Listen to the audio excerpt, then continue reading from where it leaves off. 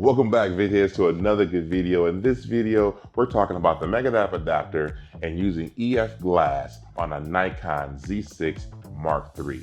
I like to have special thanks out to Toronto and the people out there that welcomed me and my wife. We had a blast out there. We had spent the weekend testing cameras and getting shots and all the different things.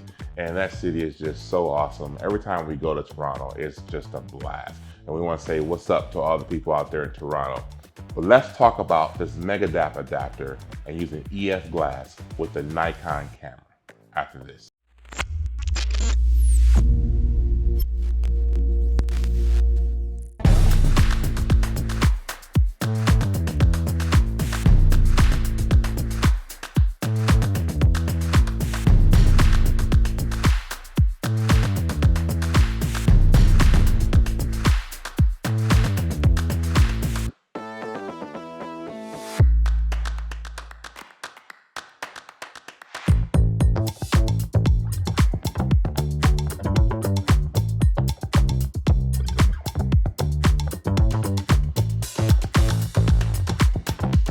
Yes, there's some things you need to know when it comes to using this Megadap adapter. I had a few struggles getting it to work, and I want to make sure you guys don't fall into the same traps that I fell into. And so here's some things you need to know if you're looking to use the Megadap adapter on the Nikon and use your EF Glass. The first thing you want to take note of is make sure your Megadap adapter firmware is updated to the latest firmware.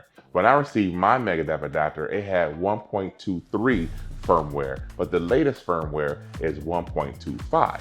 And when I got a chance to look at some of the notes on the latest firmware update, the first one said something about improved functionality to certain lenses, but the second one actually told me that it was helping the adapter functionality not to interrupt recording at different frame rates. And that was very interesting to me because the first problem I had with the Megadap adapter was I was getting recording interrupted errors.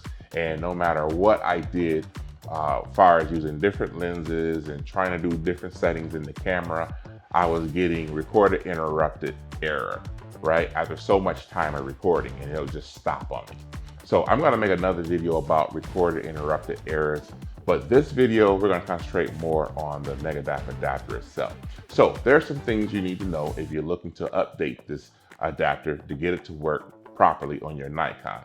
First, update to the latest firmware. Second, make sure your battery is fully charged. Now, my battery has 75% capacity on it, and that still wasn't enough because it was telling me that my battery level was too low.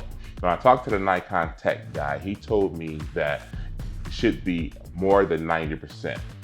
But just to be safe, go ahead and have 100% charge on your battery before trying to update. That way you don't run into any problems. Secondly, when you download the latest firmware from their website, put it on an SD card. All you have to do is unzip it, put that bin file in the root directory of the SD card, right? You put the SD card into your Nikon and make sure you don't have the CF Express card in the camera at all. Now, you can only update from the SD card, but the camera does not want the CF Express card in the camera while you're updating for whatever reason or another. I ran into that problem too, but once I took the CF Express card out, it acknowledged that there was an update and allowed me to proceed with the process of updating. Then once I was able to update, things got a lot better. I no longer had the recording interrupted errors, and me and my wife got a chance to really enjoy shooting out in Toronto. Here are some clips from the autofocus functionality.